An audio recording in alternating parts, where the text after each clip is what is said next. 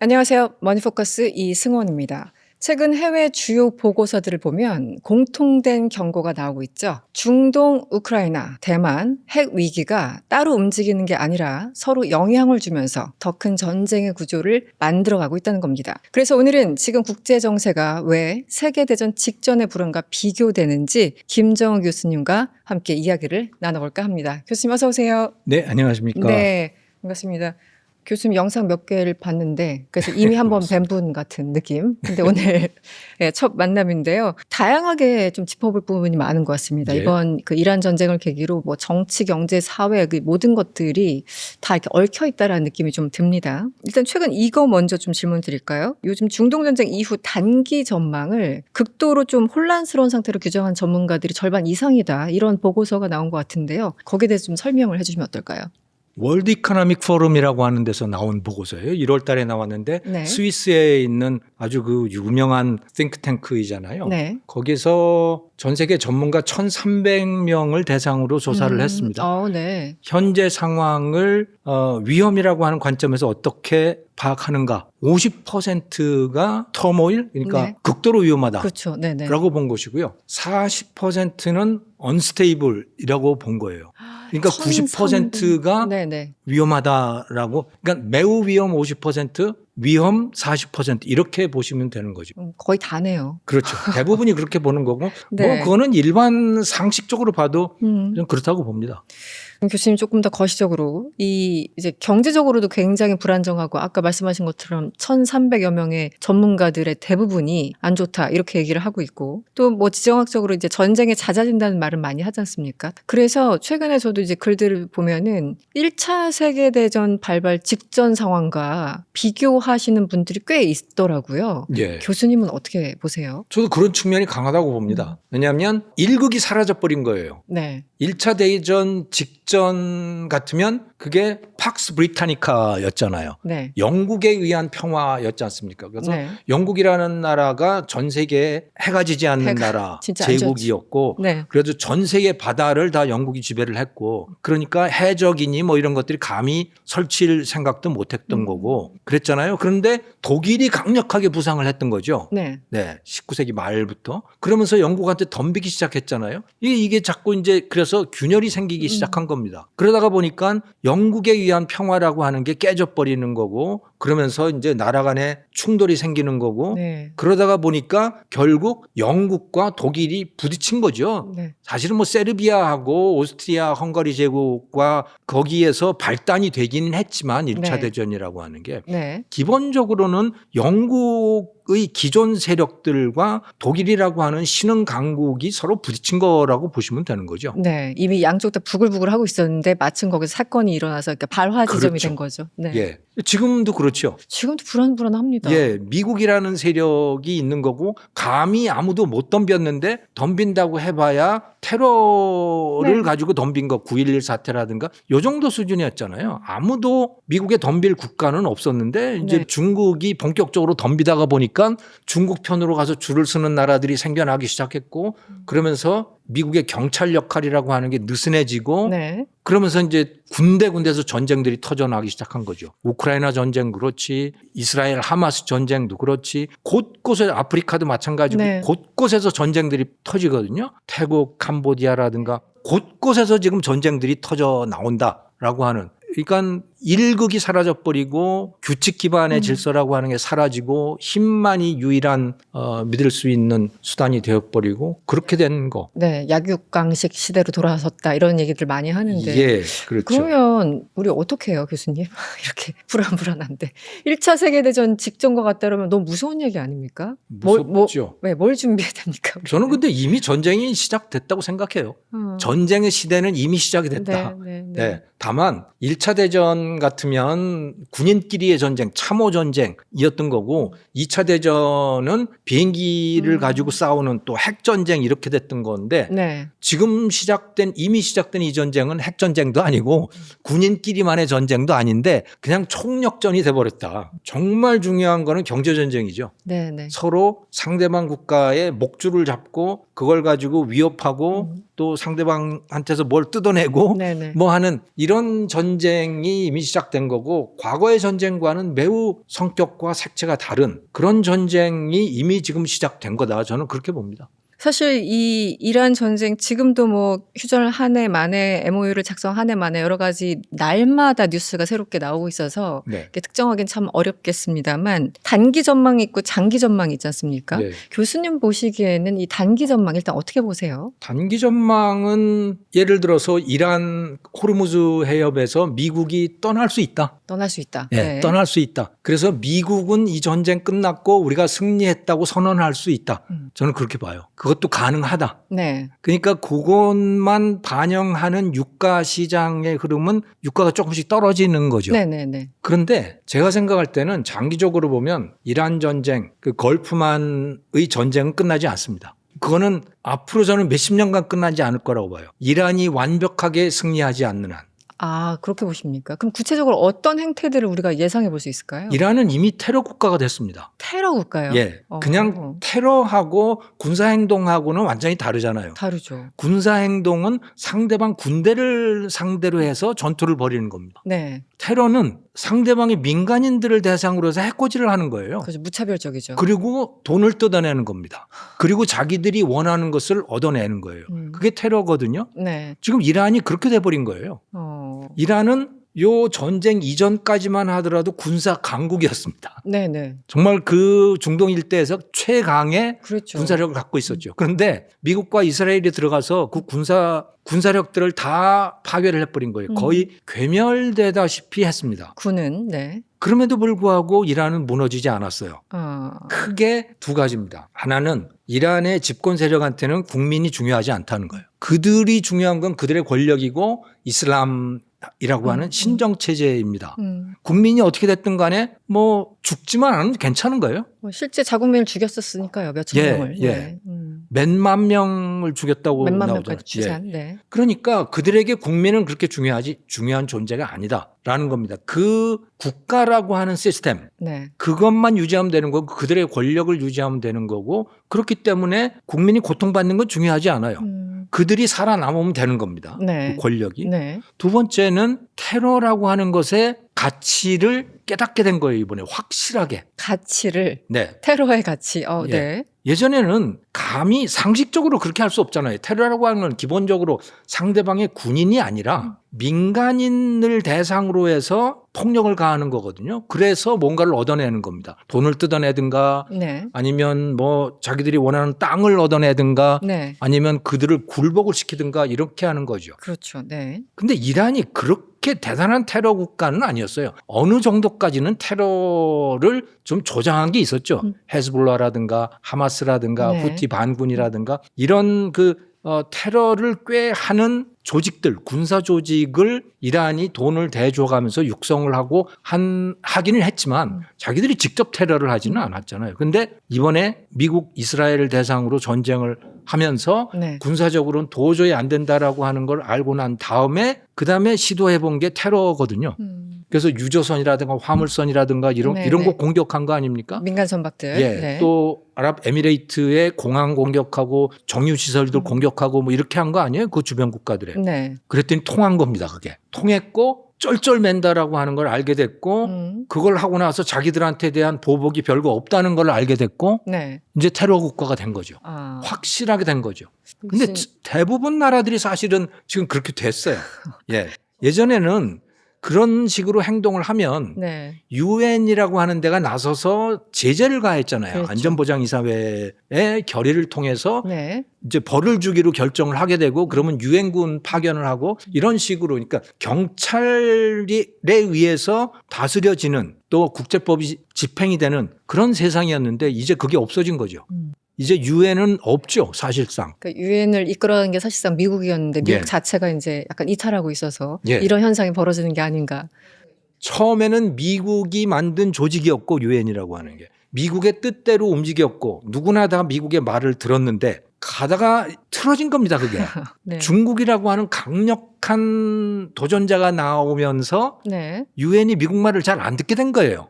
네. 네. 유엔 안보리가 자꾸 거부권 행사가 되고 네. 그러다가 보니까 미국 마음에 안 들게 된 겁니다, 이게. 그렇죠. 그러니까 이제 미국도 에이 그럼 나도 안 해.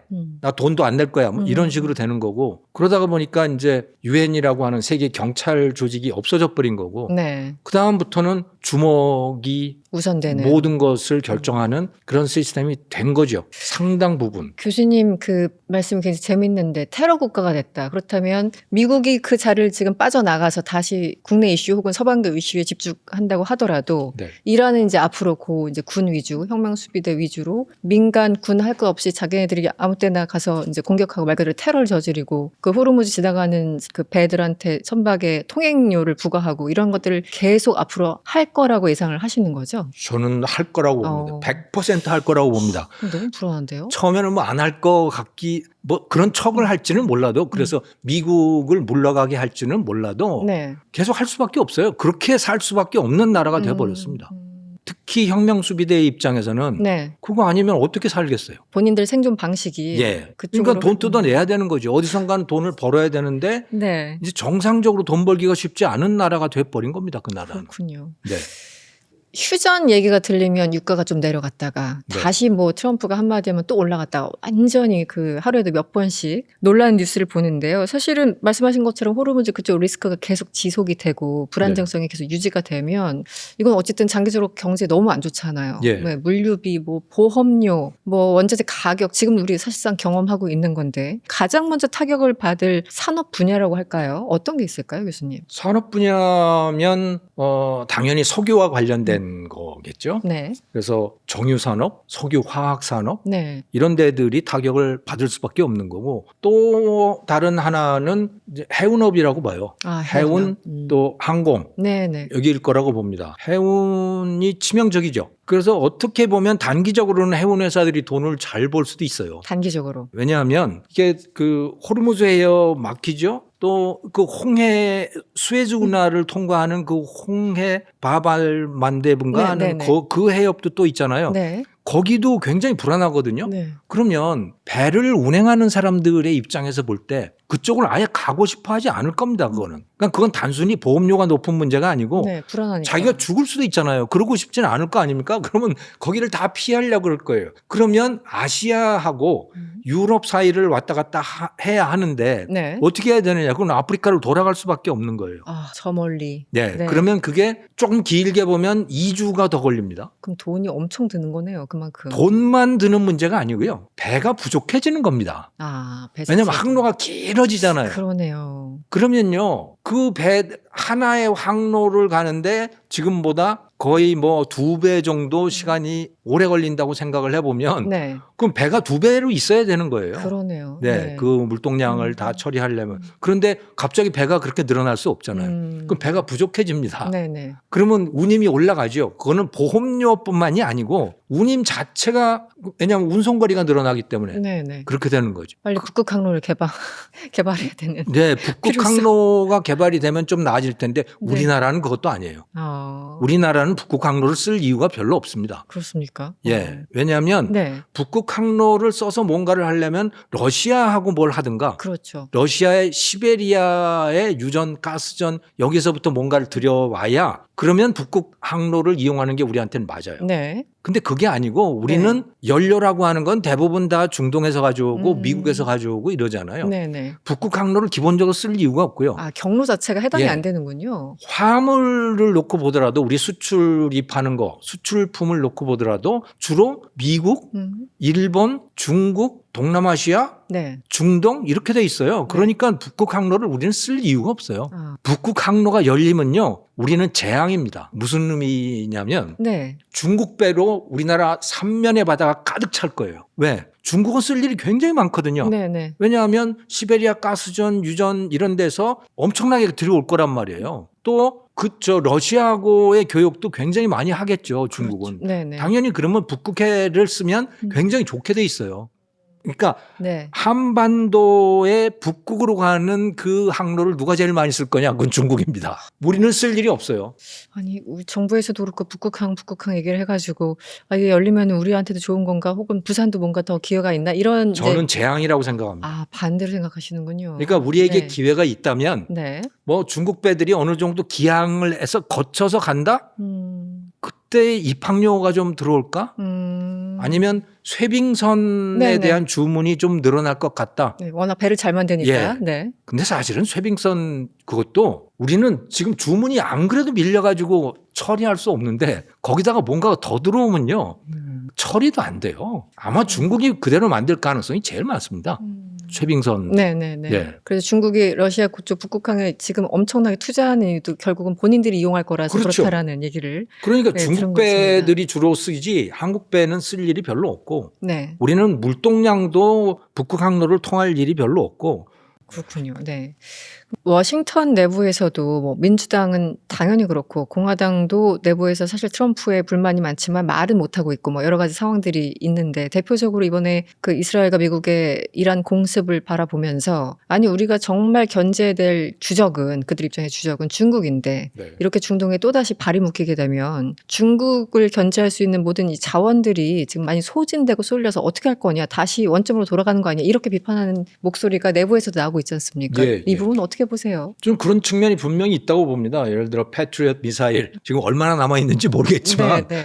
최소한 한 절반은 쓰지 않았을까요? 그랬을 것 같아요. 예, 네. 항공모함도 저렇게 가 있으면 항공모함이라고 하는 게 실제 전투가 났을 때 사용하기 위해서는 정비가 잘 돼 있어야 되는데 네. 정비 받을 시간도 없는 겁니다, 지금 저게. 그러면 실제로 대만에서 문제가 생겼을 때 과연 미국 항공모함들이 제때 거기 가서 뭔가를 할 수 있을까?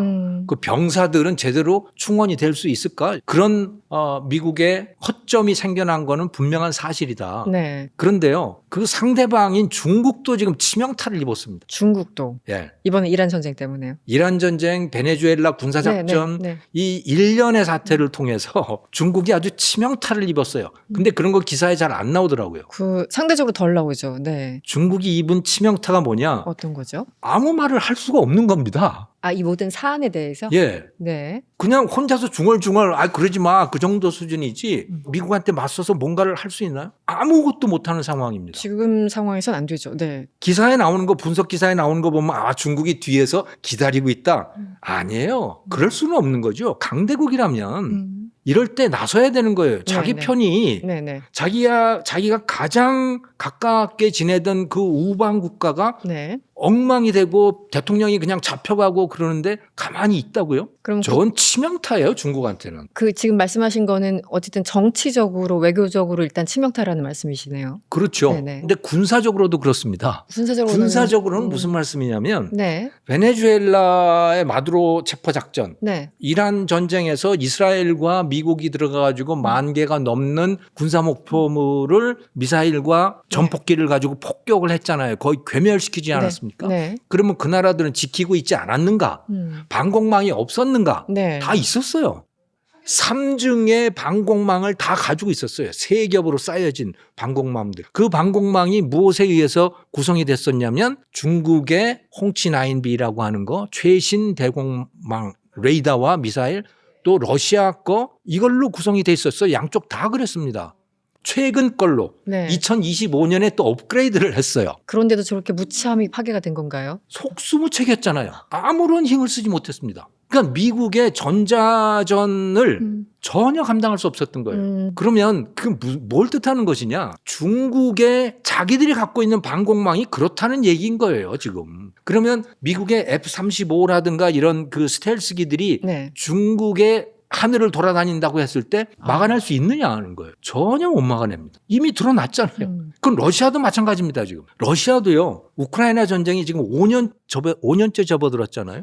이건 말이 안 되는 거예요, 기본적으로. 더욱더 유심히 살펴보면요. 네. 러시아는 비행기들이 그 스텔스기라든가 이런 게 얼마나 뛰어나다고 평가를 받았어요. 그래서 뭐 웬만한 국가들 미국 F-35 못 사는 데들은 그 러시아제 SU-50, 뭐 45인가 50 몇인가 네, 네. 그런 거 구입해다가 갖다 놨거든요. 스텔스기예요. 그런데 우크라이나 하늘로 들어갈 수 있느냐 그게 못 들어가요? 못 들어가고 있잖아요. 왜? 우크라이나가 갖추고 있는 대공망을 뚫지를 못하는 거예요. 그러니까 이번 이 전쟁들을 통해서 네. 중국과 러시아의 이 군사력 수준이라고 하는 게 네네. 형편없구나라고 하는 게 그냥 만천하에 다 드러나 있는 겁니다. 아, 이번에 이란 전쟁 때문에 어쨌든 당장 석유 가격도 오르고 군사적으로는 당장 피해본 건 또 없는지 중국이 있으니까 러시아가 웃고 있고 중국이 웃고 있다라고 하는데 지금 교수님 말씀 들어보니까 속내는 그게 아니다. 내가 웃고 있지만 울고 있는 것이다. 웃고 있는 측면이 있는 거죠. 네네. 기름값이 올라서 러시아는 푸틴은, 수입이 네. 올라서 웃겠죠. 조금. 중국은 미국의 힘이 좀 좀 빠지니까. 빠지니까 웃을 수 있겠죠. 하지만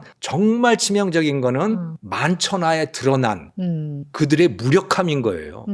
아무것도 할 수가 없다. 네. 우크라이나라고 하는 상대조차 되지 않을 걸로 보였던 나라하고 5년 넘게 지금 전쟁을 벌이고 있고 지금 오히려 지는 상태로 이 역전이 되고 있는 상황이거든요. 그러니까 이들은 웃을 수 없는 거예요. 절대로 웃을 수 없습니다.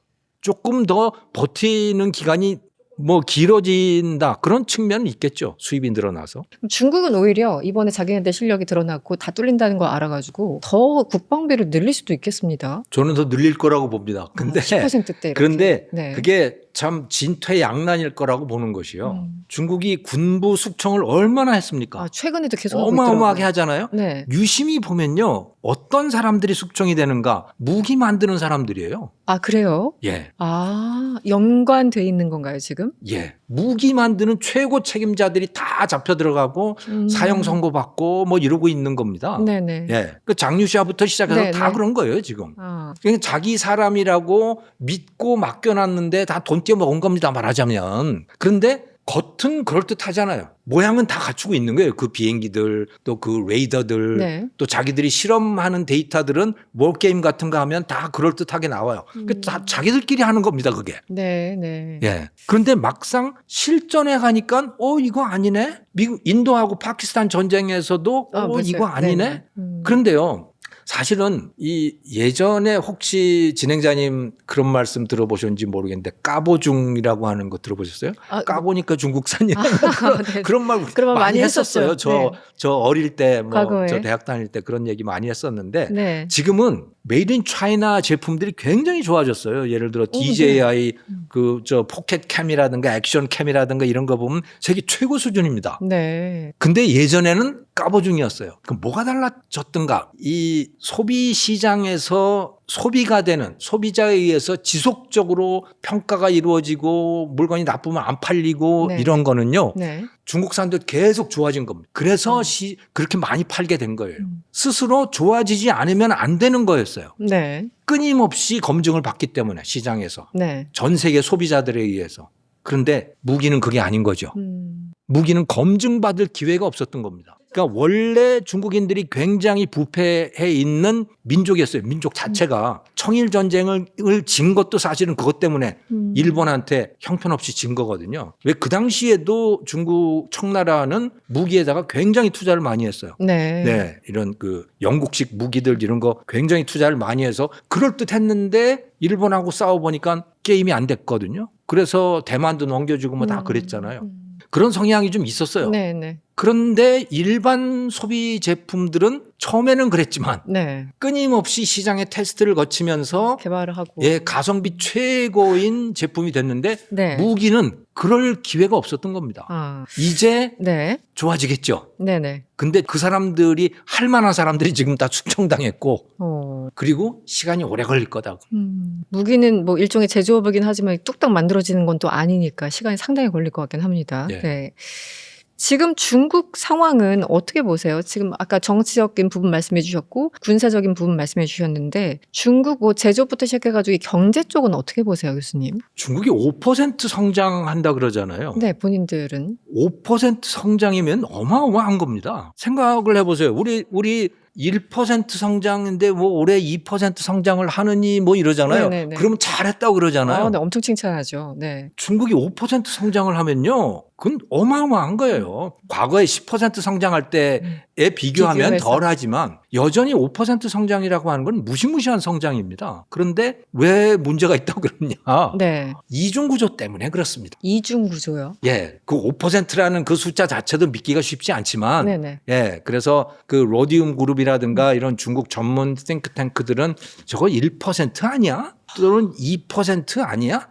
그렇게 분석 결과들을 내놓지만 그거야 뭐 누구도 알 수 없는 알 수 거죠. 없는. 아마 네. 공산당 시진핑 주석 자신도 모를 거예요. 정확히 몇 % 성장을 한 건지. 네. 왜냐하면 그 숫자라고 하는 게 다 지방정부에서 보고되어서 네. 온 거를 취합한 거기 때문에 기본적으로 네. 정확한 숫자는 사실은 잘 모르죠. 그런데 특히 중국은 그 5%라고 하더라도 여전히 문제인 거는 일반 인민들의 생활과 GDP라고 하는 그 숫자로 장부에 네네. 기재되는 상황과 너무나 괴리되어 있기 때문에 그런 겁니다. 무슨 말씀이냐? 지금 중국에 노숙자가 넘쳐난다 그러잖아요. 네. 그리고 농민공들 다 자기 지방, 자기 고향으로 돌아가는 상황입니다. 왜? 도시에 일자리가 없는 거예요. 그런데 네. 또 한편으로는 무슨 일이 벌어지냐면 전기차, 온통 전 세계 전기차는 다 중국이 쓸어버리지 태양광, 배터리, 조선 선박들 뭐 그야말로 중국이 뭐 하나 만들면 전 세계를 그냥 다 덮어버리거든요. 네. 네. 이게 이중구조인 겁니다. 사람들이 먹고 사는 데 투자를 하는 게 아니에요, 지금 중국은. 먹고 사는 데 대한 투자는 뭐였냐면 주로 부동산에 대한 투자였던 겁니다. 네. 네. 그래서 집값도 올라가고 집도 많아지고 네. 사람들이 주거 생활도 풍요로워지고 그런 과정을 거의 한 20년 거쳐왔던 네. 거예요. 그러면서 중국 경제가 어마어마하게 커졌던 거죠. 근데 시진핑 주석이 보기에 이거 아니야. 이거는 공산주의라고 할 수 없어. 네. 이거는 썩은 자본주의 방식이야. 네. 이렇게 된 거예요. 네. 네. 그래서 부동산에 대한 돈 끊어. 그 중국의 큰 대출들은 대부분 국영은행들이 하고 있거든요. 5대 국영은행들. 거기서 이제 부동산에 대한 대출을 다 끊어버린 거예요. 그 부동산이 다 붕괴가 돼버렸어요.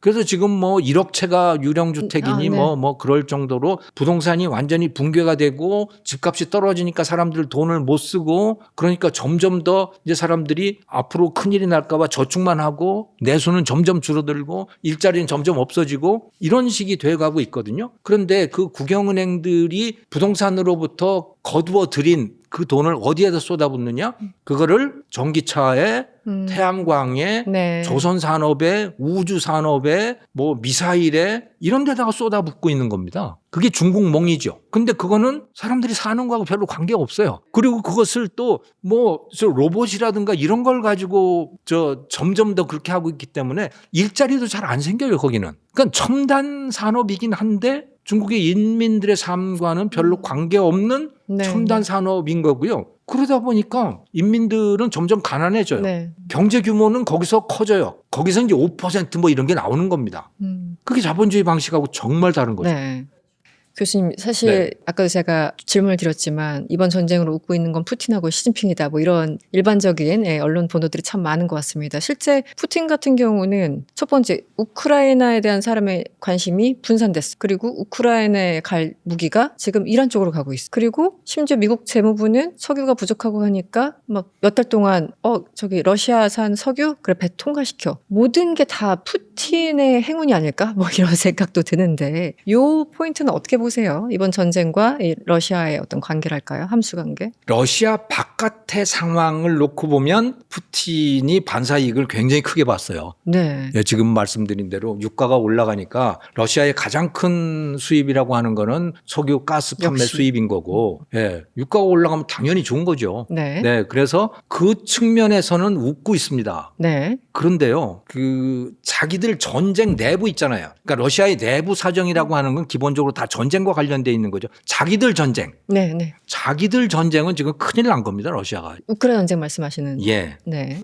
그 결정적인 증거가 뭐냐면 전승절 행사라고 하는 걸 하지 네. 않았습니까? 네네. 5월. 러시아에 있어서 푸틴 시대에 들어서 전승절 행사라고 하는 거는 통치자의 힘을 과시하는 자리인 거고 러시아의 국력을 과시하는 자리입니다. 그래서 온갖 최신 무기들은 다 나와서 거기서 퍼레이드를 벌리는 네. 거예요. 네. 그리고 친한 나라 나라의 그 정상들은 다 와서 축하한다고 그러고 그런 자리예요. 작년에도 어마어마하게 했지 않습니까? 시진핑도 가고. 예, 시진핑도 갔었죠. 네. 근데 이번에는요 아주 소박하게 했습니다. 그래서 기사가 별로 안 나왔군요. 예, 정말 소박하게 북한이 어. 갔어요 거기에. 아, 했는지 모르는 사람들 많을 것 같은데. 예, 북한이 갔고 거기에 네, 네. 북한이 중요한 나라가 된 거예요. 그리고 미사일이라든가 전차라든가 이런 건 하나도 안 나왔습니다. 병사들만 나왔어요.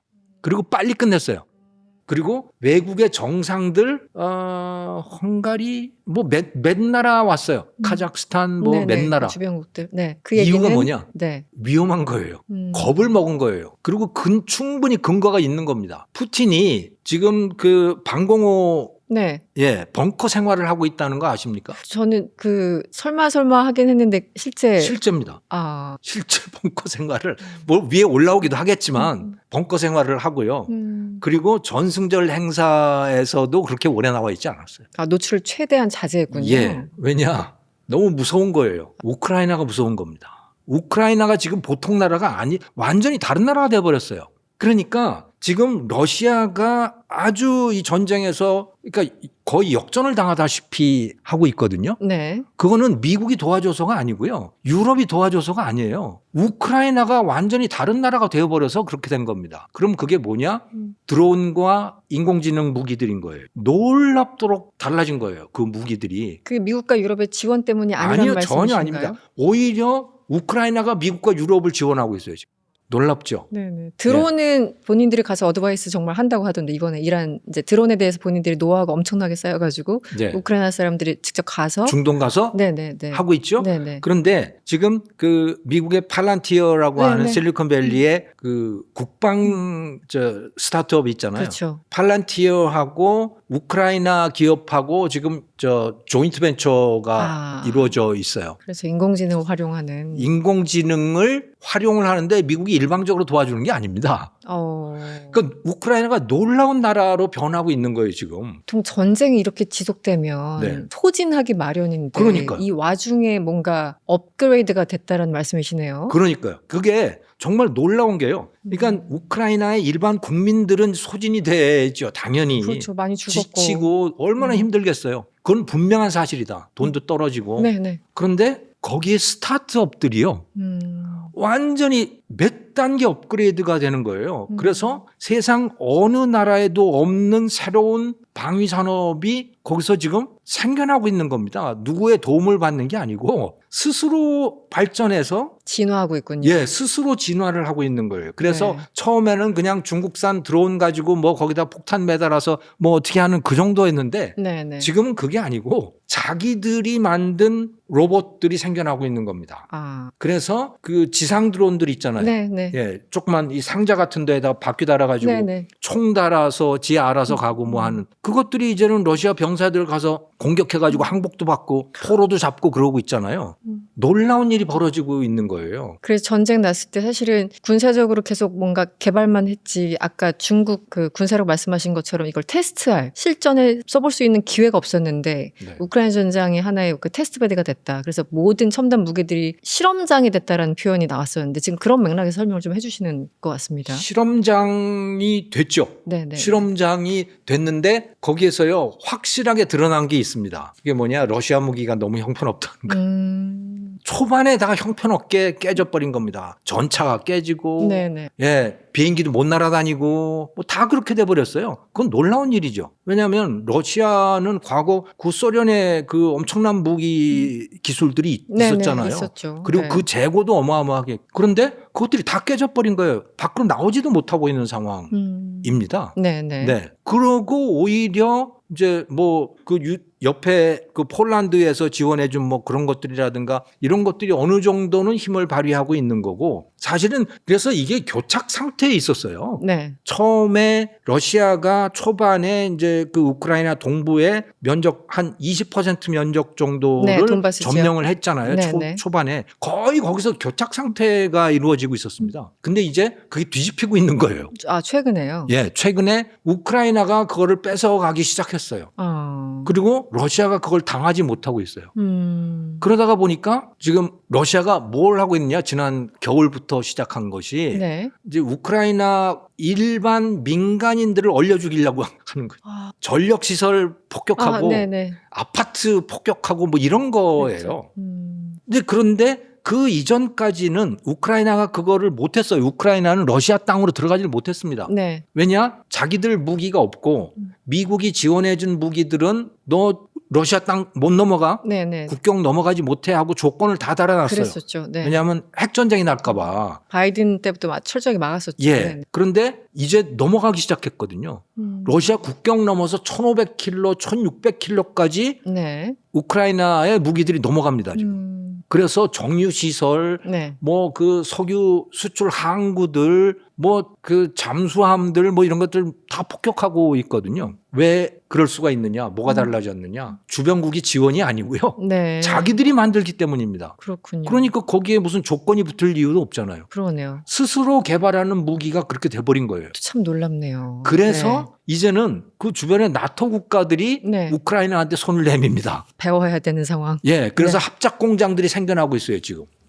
덴마크가 제일 먼저 시작을 했고 네. 독일, 영국 뭐 다 이러죠. 근데 지금까지 그 우크라이나에 대한 유럽 국가들의 지원이 안 됐었거든요. 네. 그러니까 경제 지원을 말씀드리는 건데 왜 안 됐냐면 헝가리의 오반이라고 하는 오반 총리, 오반 대통령인가 뭐 네. 하여튼 그 사람이 러시아의 거의 앞잡이 비슷한 그랬었죠. 그런 역할을 했었어요. 네네. 대변인 역할을 했었죠. 예. 네. 근데 그게 EU라든가 나토의 회원국이잖아요. 또 네. 헝가리가. 거기는 만장일치로 결정이 되는 거예요. 헝가리가 계속 비토를 하니까 아무것도 결정할 수 없었고 우크라이나를 도와줄 수도 없었어요. 그런데 그게 통과가 돼버렸습니다. 최근에 선거에서 네. 오르반이 탈락을 그렇죠. 하고 네. 새로운 총리 마자르라고 하는 네네. 사람이 등장을 하고 그 사람은 거부권 행사를 안 한 거예요. 그래서 EU가 우크라이나에게 네. 대규모 경제 지원을 하는 걸로 이제 결정이 됐습니다. 네. 그러면 이제 우크라이나는 정말 탄력을 받는 거죠. 그러네요. 그 돈이 본격적으로 들어오기 시작하면. 네. 그게 100조를 넘는 것 같더라고요, 우리 돈으로. 어마어마한 돈이에요. 그렇게 하는 이유는 이 유럽 국가들이 네. 러시아를 상대로 해서 방어망을 만들어야 되잖아요. 지금 그럴 능력이 없는 겁니다. 솔직히 다 뿔뿔이 그냥 각자 도생하고 있죠. 각자 사실은. 도생하고 네. 있고 그렇다고 방위 산업이 제대로 돼 있냐면 그것도 아니고 엉망인 상황인데 우크라이나가 우크라이나가. 희망인 거예요. 버퍼존처럼 버티고 있으니까. 예. 처음에는 그게 버퍼였는데 네네. 지금은요 노하우예요. 그들이 새롭게 그 전장터에서 배운 수많은 노하우들, 러시아를 상대하는 방법, 네. 이게 다 우크라이나에 있는 거예요. 아, 네. 알겠습니다. 오늘 주제가 우크라이나 전쟁은 아니었지만 그러게요. 얘기를 하다 보니까 빠져들어가지고, 네. 제가 이번에 이제 이란 전쟁부터 중국 시진핑의 속내, 러시아 푸틴의 속내 상황 전반적으로 여쭤봤고, 그리고 이 모든 상황을 지금 어쨌든 1차 세계대전 직전의 상황과 비교하는 많은 전문가들이 있다. 어쨌든 위험하게 보는 데는 대다수가 동의한다. 이런 이제 말씀까지 정리해서 해주셨는데요. 마지막으로 지금 전반적인 상황, 단기적인 것을 넘어서 좀 장기적으로 우리가 무엇을 좀 예상해야 되는지, 무엇을 좀 준비해야 되는지 짧게 한 말씀 부탁드리겠습니다. 제가 생각할 때는 세계대전은 이미 시작됐다고 봅니다. 예. 다만 1차 대전, 2차 대전 때와 다른 것은 그때는 무기 대 무기의 싸움이었다면 네. 지금은 무기 대 무기의 싸움은 상당히 제한적인데 그러니까 총체적인 전쟁이라고 할까요? 경제를 가지고 상대방의 목을 조이고 필요한 것을 자기가 원하는 것을 얻어내고 네. 하는 이런 전쟁이 이미 시작이 됐다. 그리고 이걸 돌리기는 어렵다. 예. 미국의 대통령이 바뀐다고 해서 뭐가 달라질 가능성은 그렇게 높지 않다고 봐요. 네. 그러면 우리의 입장에서 네. 우리는 어떻게 해야 할까를 생각을 해봐야 되는 거죠. 우리는 누구와 손을 잡아야 되는가? 우리 스스로 우리 국내의 문제는 어떻게 해야 되나? 우리는 우리의 정체성을 어느 정도까지 바꿀 수 있을까? 네. 이거 다 이제 근본적인 재검토를 해야 되는 상황이라고 생각을 합니다. 네. 이제는 누가 지켜주지 않는 세상이다. 네. 네. 알겠습니다. 네, 오늘 김정은 교수님과 말씀을 나눠봤는데요. 이란 전쟁이 당장 끝난다고 하더라도 전쟁이 실질적으로 끝나는 것은 아니다. 그들은 일종의 테러 국가가 될 가능성이 높다. 여기까지 좀 말씀을 해주셨고 이런 상황에서 국제 흐름의 전반적인 변화 속에서 우리의 전략, 외교에 대해서도 재점검해야 되는 게 아닌가 싶습니다. 네, 2부도 김정우 교수님과 함께 하겠습니다.